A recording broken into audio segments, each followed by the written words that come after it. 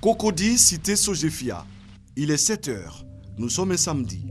Un automobiliste, revenu d'une virée arrosée, se retrouve dans une position inconfortable. L'homme semble endormi et son état inquiète.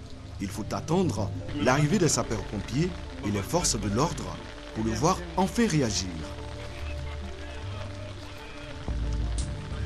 Il s'agit d'un automobiliste qui revenait sûrement d'une fête et qui a pris le ravalement et qui s'est retrouvé là pratiquement dans le ravin.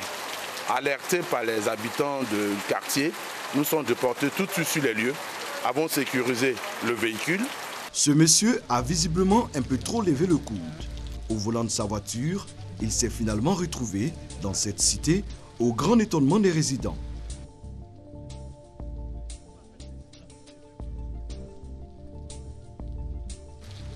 Conduire en état d'ivresse, une mauvaise habitude, aux conséquences parfois incalculables.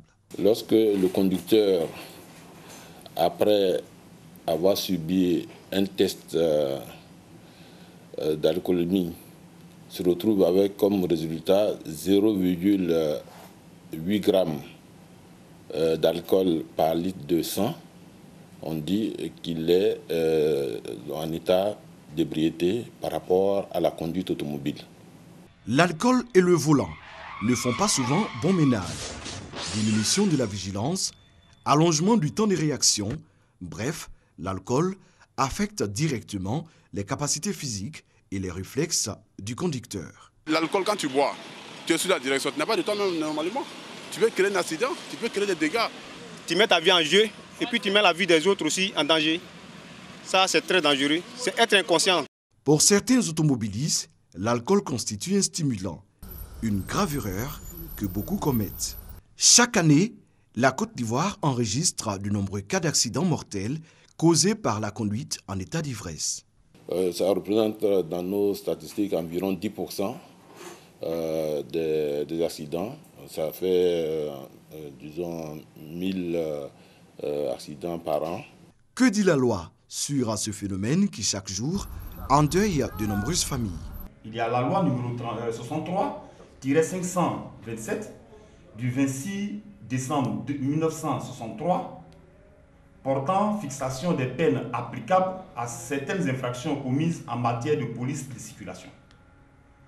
L'article premièrement de cette loi dit, et la loi est très claire là-dessus, que sera puni d'un emprisonnement de 2 mois à 1 an et d'une amende de 100 000 à 1 million de francs, ou de l'une ou l'autre de ces deux peines, quiconque se trouvant en état d'ivresse ou sous l'empire d'un état alcoolique aura conduit ou tenté de conduire un véhicule. La preuve de l'état alcoolique donne immédiatement lieu à l'annulation du permis de conduire. La loi permet aussi aux forces de l'ordre de conduire l'automobiliste éméché à la gendarmerie ou au commissariat afin de le placer en cellule de dégrisement jusqu'à ce qu'il retrouve ses esprits. Comme sanction, il y a la peine de travail d'intérêt général et l'obligation d'accomplir un stage de sensibilisation à ses propres frais. Côté assurance, un accident de la route ne garantit aucun dédommagement à l'automobiliste en état d'ébriété. Même si vous avez la couverture qu'on appelle la tout risque,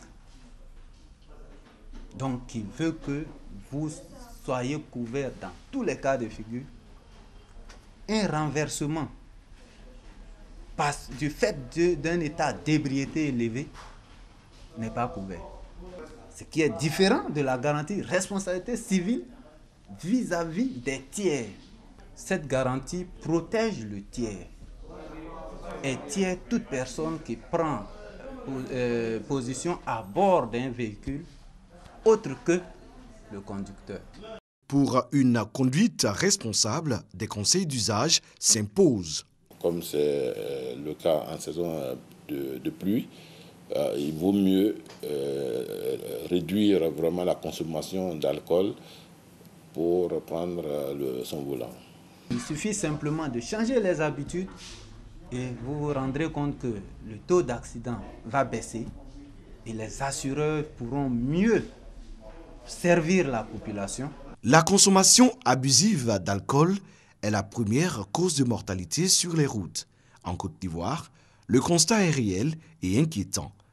L'alcool tue au volant. En plus des efforts déployés, il faut songer à mettre en place un test d'alcoolémie, des tests inexistants à ce jour sur nos routes. Cela peut contribuer à réduire au maximum les dégâts.